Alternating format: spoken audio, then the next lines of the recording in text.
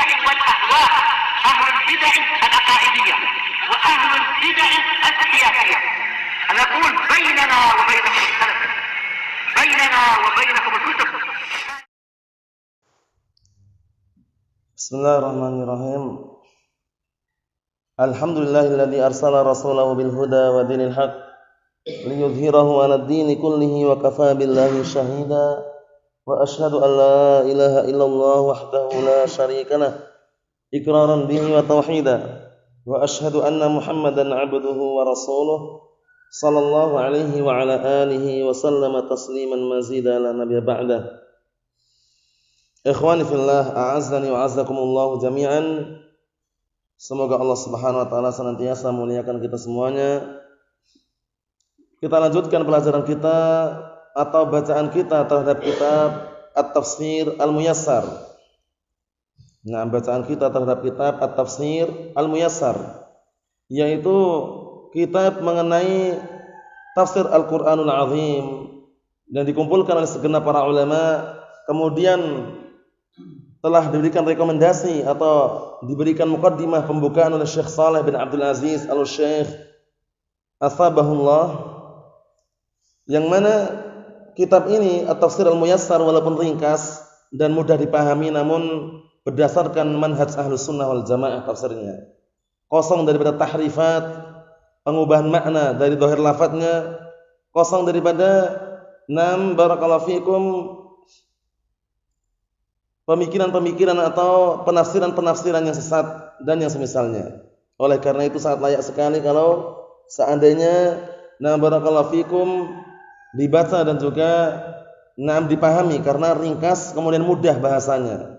At-Tafsir Al-Muyassar, sebagaimana nama kitabnya. At-Tafsir Al-Muyassar adalah tafsir yang dimudahkan. Dimudahkan untuk dipahami, dibaca dan yang semisalnya. Terakhir kita ambil adalah tafsir firman Allah Subhanahu wa taala dari surat Al-Baqarah ayat yang ke-221. Sekarang kita akan masuki ayat yang berikutnya, yaitu firman Allah Subhanahu wa taala ayat yang ke-222, yaitu ayat barakallahu fikum berkaitan mengenai orang-orang jahiliyah terdahulu. Mereka ketika melihat istri-istri mereka lagi haid, barakallahu fikum, mereka tinggalkan. Jadi mereka enggak peduli, ditinggalkan, diasingkan dan yang semisalnya. Namun datang dalam syariat yang mulia ini, yaitu barakallahu fikum telah datangnya agama yang mulia ini, agama Islam yang dibawa oleh Rasulullah sallallahu alaihi wa ala alihi wasallam, yang Allah Subhanahu wa taala telah menyempurnakannya. Yang diinginkan dengan meninggalkan wanita tersebut, maksudnya adalah dilarang untuk berhubungan badan dengan istri yang lagi haid. Itu berkaitan yang akan kita bahas nanti. Karena yang namanya haid barakallahu fikum, atau dikenal dengan datang bulan dan yang semisalnya, atau dikenal dengan menstruasi dan semisalnya, itu semuanya adalah perkara tabiah seorang wanita, merupakan sunnatullah jalla wa ala, ketetapan yang Allah taala berikan kepada banatu Adam, anak-anak wanita Nabi Adam alaihissalam. Jadi, dan itu juga termasuk tanda-tanda kedewasaan seorang wanita apabila sudah barakallahu fikum merasakan, dalam artian sudah datang padanya haid, berarti menunjukkan bahwasanya telah dewasa si wanita tersebut. Kita lihat qala Allah taala berfirman, wa yas'alunaka 'anil mahid qul huwa adan fa'tazilun nisaa fil mahid wa la taqrabuhunna hatta yatahhurn fa idza tatahharna fa'tuhunna min haitsu amarakumullah innallaha yuhibbut tawwabin wa yuhibbul mutatahhirin. Artinya, mereka bertanya kepadamu wahai Muhammad tentang haid. Katakanlah haid itu adalah gangguan atau rintangan yang menghalang-halangi wanita. Dalam artian ketika haid tidak boleh puasa, tidak boleh juga salat. Adapun baca Al-Qur'an, bahkan membersihkan masjid, menurut pendapat yang sahih diperbolehkan. Jumhur, mayoritas ahlul ilm atau jumhur ulama, mereka berpendapat tentang dilarang orang yang junub atau haid itu megang mushaf atau istilahnya baca mushaf. Namun yang rajih wallahu alam, hadis yang dijadikan sandaran itu perlu dicek lagi kesahihannya atau dibicarakan para ulama. Dalam artian, nah barakallahu fikum, ada penyakitnya hadis tersebut. Oleh karena itu pendapat yang rajih, pendapat yang kuat mengenai wanita yang sedang haid atau junub atau nah barakallahu fikum nifas dan semisalnya, diperbolehkan baca Al-Qur'an, diperbolehkan membersihkan masjid, tidak masalah. Nah barakallahu fikum. Seperti itu. Itu pendapat yang sahih bahwa Al-Qur'an, murajaah Al-Qur'an. Karena para ulama kenapa kok menguatkan hal tersebut barakallahu fikum? Karena dikarenakan para wanita, misalkan mereka punya hafalan Al-Qur'an, yang namanya haid terkadang 1 pekan ya. 1 pekan kalau dilarang baca Al-Qur'an, dilarang murajaah Al-Qur'an, mungkin hafalan hilang. Nah barakallahu fikum. Oleh karena itu pendapat yang sahih diperbolehkan walaupun dalam keadaan haid, dalam keadaan nifas, dalam keadaan junub pun enggak masalah. Paham ya? Karena qiraatul Quran, membaca Al-Qur'an itu tidak disyaratkan harus bersuci. Paham ya? Baca Al-Qur'an itu tidak disyaratkan harus wudu dulu itu enggak ada. Paham maksudnya ya? Na'am barakallahu fikum, sebagaimana dibahas dalam kitab fikih. Kita lihat sini, qul huwa adzan fa'tazilun nisaa fil mahid. Katakanlah bahwasanya haid itu, datang bulan itu atau menstruasi itu adalah gangguan yang merupakan tabiat wanita. Nah, di waktu-waktu yang telah ditentukan, maka tinggalkan para wanita tersebut ketika haid. Tinggalkan di sini maksudnya ditinggalkan, enggak dikasih makan, kasih minum atau bagaimana? Nah, ditinggalkan di sini maksudnya ditinggalkan untuk barakallahu fikum, tidak diperkenankan berhubungan badan. Itu maksudnya. Paham ya? Meninggalkan jima itu maksudnya. Nah, bukan meninggalkan, ditelantarkan, diasingkan. Orang jahiliyah terdahulu seperti itu keadaannya. Ketika melihat anak perempuannya atau istrinya lagi haid dan semisalnya, nah barakallahu fikum, diasingkan, ditinggalkan. Nah barakallahu fikum, maksud ditinggalkan di sini adalah apa? Maksudnya adalah nah barakallahu fikum, tidak diperbolehkan berhubungan badan. Itu maksudnya. Apa maksudnya ya?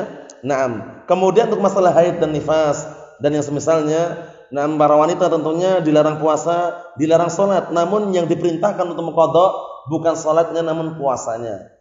Apabila puasanya adalah puasa Ramadan. Nah barakallahu fikum. Naam. Oleh karena itu, nam Allah Subhanahu wa taala berfirman, "Faman kana minkum maridan aw 'ala safarin fa 'iddatun min ayyamin ukhra." Barang siapa di antara kalian yang lagi safar atau lagi sakit, nah barakallahu fikum, atau haid atau nifas yang semisalnya, ketika tidak puasa Ramadan maka hendaknya mengganti di hari-hari yang lain. Menggantikan puasa di hari-hari yang lain. Kemudian untuk masalah salat, kenapa kok tidak diperintahkan untuk qadha? Karena itu adalah ketetapan yang Rasulullah perintahkan kepada para wanita waktu itu. Nah, barakallahu fikum, para wanita sahabat waktu itu, nah ada salah seorang wanita bertanya kepada Aisyah ummul mukminin mengenai, nah kenapa sekelompok kaum mereka malah justru mengqadha puasanya tapi tidak mengqadha salat? Nah, akhirnya Aisyah mengatakan, "Aharuriyatun anti?" Apakah kamu termasuk wanita Khawarij? Digitukan sama Aisyah ummul mukminin. Kemudian wanita tadi mengatakan, "Lastu biharuriyah walakinni as'al." Aku bukan perempuan Khawarij, cuman aku bertanya gitu loh. Akhirnya Aisyah menjelaskan bahwasannya kunna nu'maru biqada'is shaum wa lam nu'mar biqada'is shalah. Dulu kami diperintahkan oleh Rasulullah untuk menggantikan puasa dan tidak diperintahkan untuk menggantikan apa? Salat. Jadi salat itu tidak ada qada, yang ada itu adalah adaun. Adaun itu menunaikan. Oleh karena itu ketika orang terlupakan dari salatnya, tertidur dari salatnya, man nama an salatin aw nasiyaha fakaffaratuha hina dzakaraha. Artinya barang siapa yang tertidur dari salatnya atau lupa dari salatnya, maka kafarahnya melaksanakan salatnya adalah ketika dia ingat, dan ini pun ketika masih ada waktunya. Paham ya? Kalau ingatnya di luar waktu, fattaqullaha mastata'tum. Bertakwalah kalian kepada Allah Subhanahu wa taala semampu kalian, tidak perlu menggantinya, cuman memperbanyak amalan-amalan apa? Kebaikan. Allah Taala berfirman, "Innal hasanati yudhibnas sayyi'at." Sesungguhnya amalan-amalan kebaikan bisa menghapuskan dosa-dosa kecil. Apa itu maksudnya ya? Na'am barakallahu fikum. Jadi perlu diperhatikan. Na'am. Adapun untuk qadha, untuk salat tidak ada qadha. Yang ada itu adaun, menunaikan. Nah, menunaikannya kapan? Kalau tertidur, terlupakan. Nah, ketika dia bangun, dan waktunya masih ada, segera dia salat. Paham ya? Segera dia salat, mengerjakan salat yang terlewatkan tadi. Tapi kalau waktunya tidak ada lagi, waktunya sudah habis, waktu salatnya, maka tidak dibebankan untuk mengqadha'nya. Apa maksudnya? Na'am barakallahu fikum, seperti itu. Kita lihat sini, wala taqrabuhunna hatta yatahurna. Dan jangan sekali-kali kalian mendekati para wanita tersebut hingga mereka suci. Maksudnya mendekati di sini adalah apa? Mendekati perkara-perkara yang bisa menghantarkan kepada jima'. Nah, barakallahu fikum, hingga mereka suci, atau jangan sampai kalian melakukan jima mendekati saja dilarang, apalagi kalau jima berhubungan badan, tentunya lebih dilarang lagi. Apalagi nah barakallahu fikum berhubungan badan tentunya lebih dilarang lagi ketika wanita lagi haid atau nifas. Untuk masalah haid barakallahu fikum disebutkan para ulama, nah barakallahu fikum dalam kitab-kitab fikih, batasannya pada asalnya kembali ke uruf. Uruf itu adalah adat atau kebiasaan wanita, seringnya itu 1 pekan seringnya. Paham ya? Dan itu tidak bisa jadikan patokan sandaran yang akurat, tidak bisa. Dalam artian kalau terkadang ada juga yang suci 3 hari suci, ada. Terkadang ada juga yang lebih dari 1 pekan juga ada. Terkadang ada yang dalam sebulan haidnya cuman sekali 2 kali, ada juga. Macam-macam. Nah, barakallahu fikum, cuman kalau kita hukumi global, aghlabnya kebanyakannya 1 pekan normalnya. Paham ya? Nah, barakallahu fikum, oleh karena itu nanti darah-darah haid pun juga nah barakallahu fikum disebutkan para ulama dalam kitab fikih, bukan di sini pembahasannya. Perbedaan antara darah haid, darah nifas, darah istihadah, itu semuanya dibahas itu. Karena darah yang keluar dari wanita yang mencegah dia untuk salat dan untuk puasa, tidak boleh salat, tidak boleh puasa adalah darah haid sama darah nifas saja. Adapun darah istihadah, darah yang keluar bukan karena haid atau nifas, atau darah karena barakallahu fikum terjadinya luka pada dinding-dinding rahim dan semisalnya, ya, itu yang dikenal dengan darah istihadah, itu tetap salat dan tetap puasa. Apa maksudnya ya? Nah, perbedaannya bisa dilihat dalam kitab fikih, bukan sekarang pembahasannya. Naam. Kemudian berikutnya, fa idza tatahharna fa'tuhunna min haitsu amarakumullah. Maka apabila para wanita tersebut sudah suci, suci dari haidnya maksudnya, maka datangilah mereka. Nah, barakallahu fikum, bagaimanapun atau datangilah mereka kapanpun atau dari manapun yang Allah Ta'ala perintahkan kepada kalian. Maksudnya bagaimana? Maksudnya boleh melakukan hubungan suami istri ketika suci. Namun tentunya barakallahu fikum, bagi para wanita yang suci dari haidnya untuk untuk melakukan mandi janabah. Paham ya? Mandi besar istilahnya. Nah, barakallahu fikum, yang menunjukkan dia telah suci dari haid tersebut. Naam. Rinciannya bukan di sini ya, di kitab fikih, cuman ini sekedar membahas sedikit mengenai barakallahu fikum, perintah Allah Subhanahu wa taala untuk meninggalkan para wanita, larangan untuk kita berjima dengan istri-istri ketika lagi haid. Innallaha yuhibbut tawwabin wa yuhibbul mutatahhirin. Sesungguhnya Allah Subhanahu wa taala mencintai orang-orang yang bertaubat dan mencintai orang-orang yang mutatahhirin. Mutatahhirin itu orang yang suka bersuci. Bedakan sama mutahhir. Barakallahu fikum. Karena mutatahhir itu disifatkan untuk manusia. Barakallahu fikum. Kalau mutahhar itu yang disucikan itu bukan untuk manusia. Paham ya? Tapi untuk malaikat. Paham ya? La yamassuhu illal mutahharun. Al-Qur'an itu tidak boleh menyentuhnya kecuali orang-orang yang disucikan, atau kecuali makhluk-makhluk yang disucikan. Itu maksudnya apa? Bukan manusia. Paham ya? Malaikat. Paham ya? Kalau manusia itu sifatnya bersuci. Paham ya? Oleh karena itu ayat tersebut kalau dipakai dalil bahwasanya kalau nyentuh Al-Qur'an harus wudu dulu, harus bersuci dulu, kurang tepat. Karena yang diinginkan di sini adalah para malaikat. Paham ya? Para malaikat Allah Subhanahu wa taala. Mahfum maksudnya ya? Jadi bedakan, kalau manusia itu mutatahhir. Sebutkan di sini innallaha yuhibbut tawwabin wa yuhibbul mutatahhirin. Allah Ta'ala mencintai orang-orang yang bertaubat dan mencintai orang-orang yang bersuci. Kalau malaikat mutahharun, orang-orang atau makhluk-makhluk yang disucikan. Paham ya? Makhluk-makhluk yang disucikan. Apa maksudnya ya? Barakallahu fikum. Jadi perlu diperhatikan. Untuk masalah taubat banyak sekali dalilnya. Orang bertaubat itu bukan rugi tapi untung selama taubatnya direalisasikan, diwujudkan dengan syarat-syarat yang telah disebutkan para ulama. Pertama, ikhlas. Kedua, meninggalkan maksiat tersebut. Ketiga, menyesali perbuatan maksiat tersebut. Yang keempat adalah berazam kuat, bertekad bulat untuk tidak mengulangi perbuatan maksiat tersebut. Itu syarat-syarat taubat. Karena taubat itu diperintahkannya, Allah Ta'ala berfirman, wa tubu ilallahi jami'an ayyuhal mu'minuna la'allakum tuflihun. Bertaubatlah kalian semuanya wahai segenap kaum mukminin. Semoga kalian termasuk orang-orang yang beruntung, atau agar kalian termasuk orang-orang yang beruntung. Ya ayyuhalladzina amanu tubu ilallahi taubatan nasuha. Wahai orang-orang yang beriman, bertobatlah kalian semuanya dengan taubat yang benar. Nah, bertobat kepada Allah Subhanahu wa taala adalah kunci barakallahu fikum keselamatan dan keberuntungan. Jangan sampai kita menunda. Wah, enggak berbuat dosa kok bertaubat.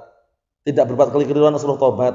Tidak berbuat salah kok suruh taubat. Taubat itu barakallahu fikum hafizakumullah ketika kita berbuat kekeliruan terasa ataukah tidak, kemudian kita itu mengetahui ataukah enggak, wajib bertobat kepada Allah Subhanahu wa taala.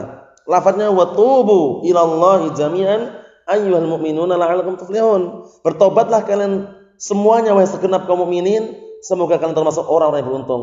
Baik dengan kekeliruan yang kalian sengaja ataukah tidak sengaja, terasa ataukah tidak, yang namanya manusia sebagaimana yang Allah taala ungkapkan dalam hadits qudsi bahwasanya hamba-hamba Allah taala itu senantiasa siang dan malam berbuat kekeliruan atau kesalahan. Oleh karena itu perlu direnungi kembali. Allah Subhanahu wa taala mengatakan, "Ya ibadi, innakum tukhti'una bil-laili wan-nahar wa ana aghfirudz dzunuba jami'an fastaghfiruni aghfir lakum." Wahai hamba-hambaku, sesungguhnya kalian berbuat kekeliruan siang dan malam. Kadang kita enggak terasa ya. Kekeliruan itu enggak harus dengan perbuatan. Niat yang keliru itu juga termasuk kekeliruan. Niat yang tidak baik, niat yang buruk juga kekeliruan. Jadi jangan sampai kita anggap aku enggak mukul orang kok. Sehari ini enggak mukul orang. Tapi dia punya niatan-niatan yang jelek, mungkin enggak terungkapkan, kita enggak tahu kan. Oleh karena itu Allah Subhanahu wa taala mengatakan apa? Innakum tukhti'una bil-laili wan-nahar. Sesungguhnya kalian berbuat kekeliruan, kesalahan siang dan malam.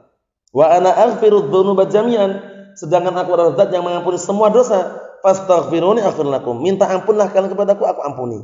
Jaminan dari Allah Subhanahu wa taala. Naam. Dan jangan sampai kita mengira masa kita enggak berbuat kekeliruan suruh istighfar. Rasulullah itu ya, Rasulullah SAW, Nabi kita Muhammad SAW, panutan kita, teladan kita bagaimana? Beliau dijamin masuk surga. Dosanya diampuni, dosa yang telah lalu dan yang akan datang. Pembawa kunci surga, pembuka surga, pertama kali yang masuk surga. Namun beliau istighfar dan bertaubat dalam sehari berapa kali? Disebutkan dalam sebuah riwayat lebih daripada 70 kali. Bahkan 100 kali.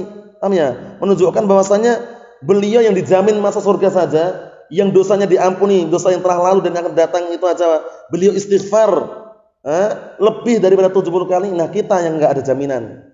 Kita yang tidak ada jaminan, kemudian juga tidak ada rekomendasi bahwasanya kita diampuni dosanya. Tentunya kita lebih apa? Harus lebih banyak lagi atau harus sering-sering bertaubat atau bahkan kita senantiasa bertaubat kepada Allah Subhanahu wa taala.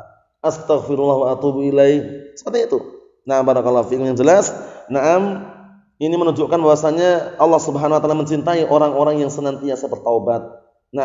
Terkadang orang bertaubat kok ngulangi lagi, yaitu namanya setan. Dalam artian setan itu terkadang mengganggu manusia. Sudah bertobat ternyata terjatuh lagi, bertobat terjatuh lagi. Nah, ketika jatuh itu jangan terus dilanjutkan. Ingat lagi, taubat lagi, beristighfar kepada Allah Subhanahu wa taala, tapi jangan sampai bermain-main dengan taubat tadi. Ya, maksudnya itu kalau terjatuh kok dia merasa terjatuh, segera kembali. Segera kembali kepada Allah Subhanahu wa taala, jangan ditunda-tunda lagi. Wah, nanti ajalah, nanti ujung-ujungnya juga ngulangi lagi. Sebagian orang gitu ya. Udah taubat kemudian kok ngulangi kok jatuh, wah nanti ajalah. Nanti ujung-ujungnya juga ngulangi aja sama aja taubat. Taubatnya mending nanti lagi. Mending nanti saja katanya. Ya, nanti kalau masih hidup. Paham ya? Jadi untuk istighfar taubat itu jangan dibatasin.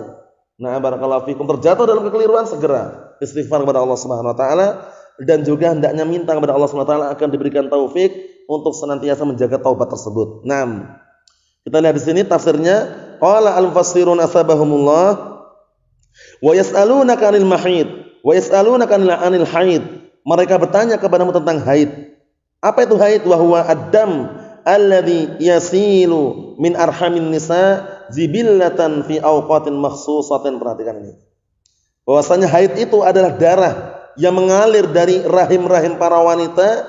Jibillah itu sebagai bentuk ketetapan tabiat wanita fi awqatin makhsusah, pada waktu-waktu yang dikhususkan. Ini enggak sembarang waktu. Paham ya? Enggak sembarang waktu. Na'am barakallahu fikum. Oleh karena itu perlu perhatikan, dan ini termasuk tanda-tanda bahwasanya wanita itu sebagaimana yang Rasulullah sabdakan apa? Kurang agamanya dan kurang apa? Kurang akalnya. Kurang agamanya diantaranya ketika haid, nifas dan misalnya meninggalkan salat, meninggalkan puasa. Paham ya? Itu sebagaimana tafsirkan Rasulullah dalam sebuah hadis yang sahih ya. Kemudian kurang akalnya terkadang suami sudah berupaya memberikan hartanya, nafkahnya, sekian, masih saja dia kurang. Kurang, kemudian mencaci maki suaminya, seakan-akan suaminya enggak pernah berbuat kebaikan dan semisalnya. Itulah tabiat wanita. Oleh karena itu Rasulullah mengatakan istausu binisa'i khaira. Nasihatilah para wanita itu dengan cara yang baik, lemah lembut. Na'am fa innahu khuliqat min dila'. Karena wanita itu diciptakan dari tulang rusuk. Dan tulang rusuk itu yang paling bengkok adalah yang paling atasnya. Oleh karena itu kalau kalian pergi meluruskan, patah nanti. Dalam artian harus pelan-pelan. Paham ya? Tapi kalau kalian membiarkan, bengkok terus. Dalam artian wanita itu kalau dibiarkan dia keliru, terjerumus dalam kemaksiatannya, terus berbuat maksiat. Tapi kalau kita meluruskan dengan cara paksa, patah. Terus bagaimana? Istausu binisa'i khaira kata Rasulullah. Nasihatilah para wanita itu dengan cara yang baik, lemah lembut dan yang semisalnya. Na'am barakallahu fikum. Karena tabiatnya yang namanya wanita itu lebih lemah daripada lelaki. Na'am barakallahu fikum, jangan disamakan. Na'am. Qul lahum, katakanlah kepada mereka, ayuhan nabi, wahai nabi, huwa adzan mustaqdzir yadurru man yaqrabuhu. Naam. Katakanlah kepada mereka, wahai nabi, yang namanya darah haid itu adalah gangguan, halangan yang kotor yang membahayakan bagi orang yang mendekatinya. Maksudnya membahayakan ya mengotori. Paham ya? Naam barakallahu fikum. Karena darah haid itu secara globalnya, walaupun kita tidak menyebutkan secara keseluruhan, termasuk tanda-tandanya adalah darahnya kental. Kemudian juga menghitam, baunya tidak enak. Nah, itu di antara tanda-tandanya saja. Naam, masih banyak lagi sebutan para ulama. Fastanibu jima'an nisa'i muddatal haid. Maka jauhilah, tinggalkanlah berhubungan badan dengan para istri tadi itu selama waktu-waktu haid, hatta yang qati'ad dam, hingga darahnya itu terputus, maksudnya hingga suci. Nah, tanda sucinya dari mana? Taunya disebutkan para ulama barakallahu fikum hafizakumullah, ketika sudah keluar semacam cairan, barakallahu fikum, bening atau putih. Paham ya? Barakallahu fikum. Dan sebagian mereka ada dengan cara, barakallahu fikum hafizakumullah, disebutkan para ulama juga semacam tisu atau kain kasa yang warna putih, kemudian barakallahu fikum, ketika sudah tidak ada darah yang nempel pada kain kasa atau istilahnya kain warna putih tadi, berarti menunjukkan dia sudah suci. Namun yang paling akurat adalah ketika barakallahu fikum keluar semacam cairan berwarna bening atau putih tadi itu. Itu diantaranya. Tanda-tanda sucinya haid. Adapun darah haid, sudah kita jelaskan tadi, globalnya adalah darah yang kotor. Barakallahu fikum, baunya tidak enak, kemudian warnanya pun kehitaman. Itu globalnya seperti itu. Jadi tidak boleh berhubungan badan dengan para istri atau para wanita ketika masa-masa haid hingga terputus darahnya, maksudnya hingga suci. Fa idzan qata'ad dam, maka apabila telah terputus darahnya, telah suci, waqtasalna, kemudian telah mandi janabah ya, fajami'uhunna fil mawdi' alladhi ahallahu Allahu lakum. Maka zimailah mereka, maksudnya maka berhubungan barakallahu fikum, maka diperbolehkan atau berhubungan badanlah kalian dengan mereka pada tempat yang memang Allah Ta'ala halalkan untuk kalian. Karena barakallahu fikum hafizakumullah, globalnya yang namanya ma'rufnya seorang lelaki ketika berhubungan badan dengan wanita adalah kubulnya bukan duburnya. Maksudnya depannya bukan belakangnya. Itu globalnya seperti itu, enggak perlu disyarah panjang lebar, sudah ma'ruf. Maksudnya ya, itu yang dimaksud bahasanya barakallahu fikum, dilarang berhubungan badan pada duburnya, istilahnya gitu. Maksudnya ya, kata beliau, wahwal kubul la dubur, yaitu kubul bagian depan, la dubur bukan bagian belakang. Ma'ruf ya, enggak perlu dijelaskan secara panjang lebar. Innallaha yuhibbu ibadahu al-muktsirina minal istighfar wat taubah. Sesungguhnya Allah Subhanahu wa taala mencintai hamba-hambanya yang banyak beristighfar dan bertaubat. Astaghfirullah wa atubu ilaih, astaghfirullah wa atubu ilaih. Tidak masalah di perjalanan maupun ketika habis salat malam, qiyamul lail, istighfar kepada Allah Subhanahu wa taala. Karena dosa kita itu banyak sekali ya sebenarnya. Cuman kadang kalau orang itu enggak merasa dia itu punya dosa, ya kelihatannya santai saja. Padahal apa? Padahal ya itu tadi tuntutannya ngeri sekali. Wa yuhibbu ibadahu al-mutatahhirina alladzina yabta'iduna 'anil fawahishi wal aqdar. Dan Allah Ta'ala mencintai hamba-hambanya yang suka bersuci, membersihkan diri mereka dari, dan juga menjauhkan atau mereka menjauhkan dirinya dari fawahish. Fawahsyu perbuatan-perbuatan keji, perzinaan, perjudian, pelacuran, nah barakallahu fikum, minum khamr dan semisalnya, wal akdzar, dan juga mencintai hamba-hambanya yang mensucikan dirinya dari kotoran-kotoran yang ada, kotoran-kotoran yang menjijikkan, yang haram, yang najis dan semisalnya. Ini barakallahu fikum penafsiran dari firman Allah Subhanahu wa taala ayat yang ke-222 mengenai barakallahu fikum hafizakumullah larangan seorang hamba berhubungan badan dengan istrinya ketika berada di masa-masa haid, yang mana haid itu adalah darah yang keluar dari rahim-rahim para wanita, yang itu merupakan bentuk jibillah, ketetapan yang Allah Ta'ala tetapkan pada banatu Adam, yaitu kepada para wanita atau anak-anak Nabi Adam alaihissalam. Di antaranya hikmah di balik itu semuanya adalah tanda kedewasaan seorang wanita. Kemudian hikmah di balik itu semuanya adanya yang namanya barakallahu fikum mengqadha puasa dan semisalnya, karena ketika haid walaupun dia mampu puasa enggak boleh puasa. Dan kalau menyengaja puasa malah justru berdosa. Paham ya? Barakallahu fikum, perlu diperhatikan itu. Aku mampu kok, walaupun mampu, tetap tidak boleh berpuasa. Barakallahu fikum hafizakumullah. Cukup sekian yang sampaikan, semoga bermanfaat bagi kita semuanya. Subhanakallahumma wa bihamdika asyhadu an la ilaha illa anta astaghfiruka wa atubu ilaik. Walhamdulillahirabbil alamin.